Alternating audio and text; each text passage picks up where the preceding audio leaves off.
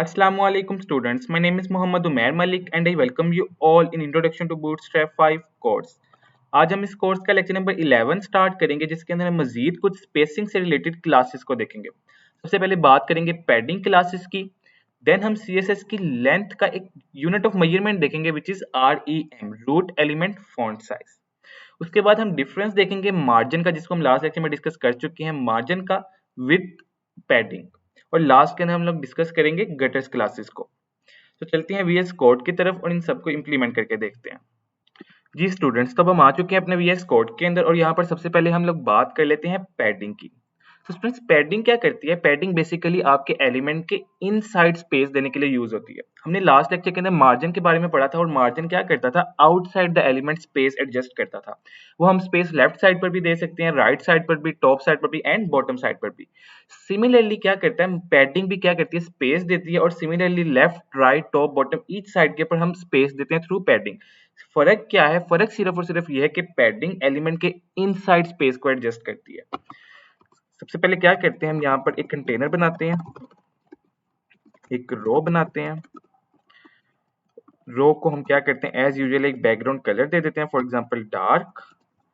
इसको डिस्प्ले में दे देता हूँ फॉर एग्जांपल 5, ताकि हमारे कॉलम का जो साइज है वो हमें थोड़ा ग्रेटर नजर आए। साथ हम इसको बॉर्डर दे देते हैं।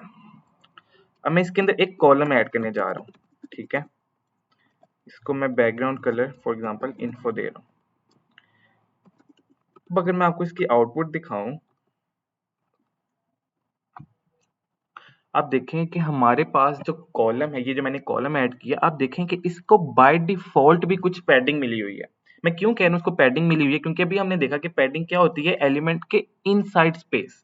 तो आप देखेंगे जो आपको कंटेंट नजर आ रहा है इसका, वो कहाँ से स्टार्ट हो रहा है? वो इस पॉइंट से, और इस कंटेंट से पहले कुछ स्पेस मौजूद है। क्योंकि आपका जो कॉलम है वो तो कहाँ से स्टार्ट हो रही है? जो आपको जितना भी स्काई ब्लू एरिया नजर आ रही है, सारा का सारा आपका कॉलम है। लेकिन अगर आप नोट करें तो आपको कुछ स्पेस नजर आ रही है और उस स्पेस के बाद मेरा कंटेंट स्टार्ट हो रहा है, विच मीन्स कि बाय डिफॉल्ट मेरे कॉलम को क्या मिली होती है? कुछ पैडिंग मिली होती है। और किस एक्स साइड के ऊपर? राइट साइड पर एंड लेफ्ट साइड पर। और इसको हम क्या कहते हैं? इसको हम कहते हैं x axis. Along X axis मेरे एलिमेंट को हॉरिजॉन्टल एक्सिस भी कह सकते हैं या एक्स एक्सिस भी कह सकते हैं। अलोंग एक्स एक्सिस या हॉरिजॉन्टल एक्सिस कॉलम्स को क्या मिली होती है? बाय डिफॉल्ट कुछ पैडिंग मिली होती है। लाइक अगर मैं आपको इंस्पेक्ट एलिमेंट ओपन करके दिखाऊं, इसको सिलेक्ट करते हैं, ये देखें। अब यहाँ पर देखें, इसको क्या लिखा हुआ है? यहाँ पे 12। ये क्या शो करता है? Number of pixels. मीन इसको राइट साइड पर एंड लेफ्ट साइड पर 12 नंबर ऑफ पिक्सेल्स की पैडिंग मिली हुई है। आप देखें जो आपको लाइट ग्रीन सा एरिया नजर आता है, ये क्या शो करता है? आपका पैडिंग। और सिमिलरली जो आपको लाइट ऑरेंज सा कलर नजर आता है, वो आपको शो करता है मार्जिन। तो इस वक्त अगर आप देखें, हमारे एलिमेंट को कुछ पैडिंग मिली हुई है राइट साइड पर भी एंड लेफ्ट साइड के ऊपर भी। और ये कितनी पैडिंग है? 12 नंबर ऑफ पिक्सेल्स की पैडिंग मिली हुई है। ये 12 पिक्सेल्स किस तरह से मिली है, क्यों मिली है, इसको हम आगे चल के जो हम गटर्स का टॉपिक डिस्कस करेंगे उस वक्त देखेंगे। अभी सिर्फ हम इतना समझ लेते हैं कि पैडिंग क्या करती है? हमारे एलिमेंट को इनसाइड स्पेस प्रोवाइड करती है। और ये इनसाइड स्पेस हम लोग हर डायरेक्शन में दे सकते हैं, राइट साइड पर भी, लेफ्ट साइड पर भी, टॉप साइड पर भी एंड बॉटम साइड पर भी। और किस तरह से देनी है उसके लिए हम लोग यूज करेंगे कुछ पैडिंग की क्लासेस। तो चलते हैं अपने VS कोड की तरफ और यहाँ पर ऐड करते हैं वो क्लासेस। फ्रेंड्स, पैडिंग के लिए जिस तरह हम मार्जिन के लिए यूज करते थे M, इस पैडिंग के लिए यूज करेंगे P फॉर पैडिंग। अब मैंने टॉप के ऊपर देनी है तो मैं क्या यूज करूंगा? PT I would select PT2। इसी तरह से बॉटम के ऊपर देनी है तो PB, इसमें मैं यहाँ पर दे देता हूँ 2। इस तरह से अगर लेफ्ट साइड के ऊपर देनी है तो पैडिंग एट स्टार्ट, यहाँ पर भी दे देते हैं 2 and padding at end for right side. तो इधर भी मैं क्या कर देता हूँ? 2 दे देता हूँ। अब स्टूडेंट, आगे चलने से पहले हम यहाँ पर डिस्कस कर लेते हैं। हमने लास्ट सेक्शन में भी देखा था कि हम मार्जिन के साथ भी कुछ नंबर्स यूज करते थे और वो नंबर को हमने कहा था कि वो डिफाइन कर रहे होते हैं हमारी स्पेस का साइज। आज हम क्या करते हैं? इसको भी डिस्कस कर लेते हैं। ये क्या है? बेसिकली हमने लास्ट लेक्चर में भी देखा था, ये शो कर रहे होते हैं REM के अंदर हमारे CSS का जो एक यूनिट ऑफ मेजरमेंट है REM, सॉरी, ये उसके अंदर क्या कर रहा होता है? शो कर रहा होता है हमारी साइज को। 1 REM जो स्टूडेंट्स है वो किसके बराबर होता है? वो होता है 16 पिक्सेल्स के बराबर। इस तरह से 2 REM कितना हो जाएगा? 32 पिक्सेल्स। और 0.5 REM की अगर मैं बात करूं, हाफ REM की, तो ये कितना हो जाएगा? मेरे पास 8 पिक्सेल्स के बराबर हो जाएगा। अब स्टूडेंट्स हमारे पास ये जो नंबर है, ये नंबर भी एक्चुअली में शो कर रहे होते हैं एक REM के अंदर एक वैल्यू को शो कर रहे होते हैं, ठीक है। और ग्रेजुअली क्या करती जाती है, वो वैल्यू इंक्रीज करती जाती है और बाद में वो REM की value at the end actually में किसमें कन्वर्ट हो रही होती है, नंबर ऑफ पिक्सेल्स के अंदर कन्वर्ट हो रही होती है। अब कौन सी वैल्यू कितने REM को शो करती है, ये देखने के लिए हम लोग क्या करते हैं, बूटस्ट्रैप की ऑफिशियल वेबसाइट में चलते हैं, getbootstrap.com, गेट स्टार्टेड। यहाँ पर लिख लेते हैं मार्जिन, मार्जिन एंड पैडिंग आ गया हमारे पास। स्पेसिंग यूटिलिटीज पे क्लिक करें और यहाँ से आप लोग इस पॉइंट से आप देख सकते हैं कि आपके पास ये जो नंबर है, ये कौन सा नंबर कितने REM को शो कर रहा होता है। अब जीरो है तो जीरो का तो मतलब है कोई REM नहीं, ऑब्वियस सी बात है कि अगर जीरो में यूज करूँ तो इसका मतलब मैंने कोई भी स्पेस नहीं ऐड करनी, ठीक है।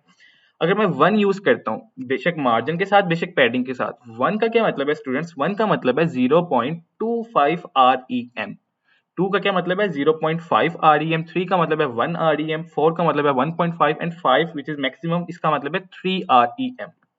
सो मैंने यहाँ पे क्या यूज किया, मैंने यहाँ पे यूज किया टू, और टू कितना है 0.5 REM, विच मीन्स कि ये कितनी पैडिंग लेगा, 8 पिक्सेल्स की पैडिंग लेगा ऑन ईच साइड, क्योंकि मैंने हर एक के साथ टू यूज किया, इसका मतलब ईच डायरेक्शन में ये 8 पिक्सेल्स की पैडिंग ले रहा होगा। इसको कंफर्म करने के लिए हम क्या करते हैं, सेव करते हैं, पेज को जाके रिफ्रेश करते हैं जी। इसको मैं सिलेक्ट कर लेता हूँ। आप देखें हर डायरेक्शन के अंदर right side, top side, bottom side के ऊपर मुझे कितनी पैडिंग नजर आ रही है, 8 पिक्सेल्स की मुझे पैडिंग नजर आ रही है। तो आई होप स्टूडेंट्स आपको REM यूनिट ऑफ मेजरमेंट भी समझ में आ गया होगा और हम किस तरह से पैडिंग ऐड कर सकते हैं अपने एलिमेंट के अंदर ऑन ईच डायरेक्शन, ये भी समझ में आ गया होगा। अब हम लास्ट में जल्दी से डिस्कस कर लेते हैं रिस्पॉन्सिवनेस इन पैडिंग। उसके लिए हम क्या यूज करेंगे, सिंपल ब्रेक पॉइंट यूज कर लेंगे। फॉर एग्जांपल मैं सिर्फ मीडियम स्क्रीन के ऊपर अगर ऐड करना चाहता हूं तो मैं क्या यूज करूंगा, मीडियम का ब्रेक पॉइंट यहाँ पे यूज कर लूंगा जी। अब क्या होगा, अब सिर्फ और सिर्फ पैडिंग कब अप्लाई होगी, या मेरी ये वाली क्लास कब अप्लाई होगी, जब मीडियम स्क्रीन या इससे अबव के ऊपर मैं जाऊंगा। सेव करता हूँ, पेज को रिफ्रेश करते हैं। इस वक्त स्क्रीन का साइज कितना है, 1860 pixel. Medium screen size start होता है हमारा 768 पिक्सल से, ठीक है। तो इस वक्त तो आपको क्या हो रहा है, नजर आ रही है पैडिंग हर डायरेक्शन के अंदर, लेकिन जैसे ही मैं एक पिक्सल बिलो करता हूं तो आप देखें अब आपको कितनी पैडिंग नजर आ रही है, टॉप साइड बॉटम साइड पे कोई पैडिंग नहीं है, राइट और लेफ्ट के ऊपर डिफॉल्ट पैडिंग नजर आ रही है। मीन मेरी कोई भी क्लास इस वक्त अप्लाई नहीं हो रही, आपको सिर्फ और सिर्फ जो पैडिंग नजर आ रही है वो बाय डिफॉल्ट जो पैडिंग है वो नजर आ रही है। सो होप स्टूडेंट्स आपको पैडिंग भी क्लियरली समझ में आ गई होगी। अब हम जल्दी से डिस्कस कर लेते हैं अपना last topic which is gutters classes. तो गटर्स की क्लासेस भी स्टूडेंट्स किस लिए यूज होती हैं, ये भी स्पेस ऐड करने के लिए यूज होती हैं on both side, along X axis भी अलोंग वाई एक्सिस भी। फर्क ये है कि along X axis in the form of padding ये स्पेस ऐड करती हैं, along Y axis in the form of margin ये स्पेस ऐड करती हैं। इस वक्त आपको ये जो पैडिंग नजर आ रही है अपने कॉलम के अंदर 12 पिक्सेल्स की पैडिंग, ये भी एक्चुअली में स्टूडेंट्स गटर्स को यूज करके ही ऐड की गई है। मीन किस तरह से गटर्स को यूज करके ऐड की गई है, हम इसको देखने के लिए चलते हैं VS कोड की तरफ। यहाँ पर मैं क्या करता हूँ, इसको फिलहाल यहाँ से कमेंट कर लेते हैं जी। अब मैं यहाँ से क्या कर रहा हूँ, मैं इस तमाम क्लासेस को फिलहाल यहाँ से रिमूव कर रहा हूँ, अपनी पैडिंग वाली क्लासेस को।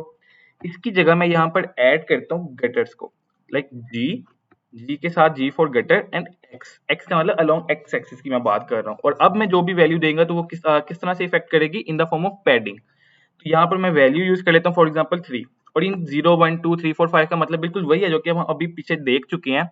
ये इन द फॉर्म ऑफ REM को वैल्यू को डिफाइन कर रहे होते हैं। तो 3 का मतलब क्या है, 1 REM, ठीक है। 1 REM कितना है हमारे पास, 16 पिक्सेल्स। मैं क्या कह रहा हूँ यहाँ पर GX-3 से मैं ये कह रहा हूँ कि गटर की जो वैल्यू है वो कितनी सेट कर दो, 16 पिक्सल सेट कर दो।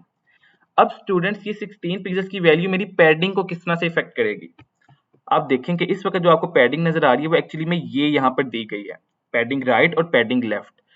आप देखें कि ये किस तरह से कैलकुलेट की गई है, with the help of gutter. सबसे पहले उसने गटर्स की जो बाय डिफॉल्ट वैल्यू है गटर एक्स एक्सिस के लॉन्ग, वो गेट की है और उसको उसने डिवाइड किया 2 के साथ। मैं क्यों कह रहा हूँ डिवाइड किया 2 के साथ, क्योंकि मल्टीप्लाई बाय 0.5 का क्या मतलब है, डिवाइडेड बाय 1/2, ये सेम ही है, ठीक है। तो समझने के लिए हम क्या कह सकते हैं कि इसने वैल्यू को डिवाइड किया 2 के साथ।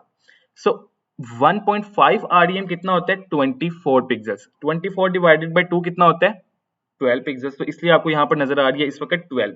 लेकिन अब मैंने क्या सेट कर दिया वहां पर, मैंने वहां पर सेट कर दिया GX-3। यानी कि 1 REM।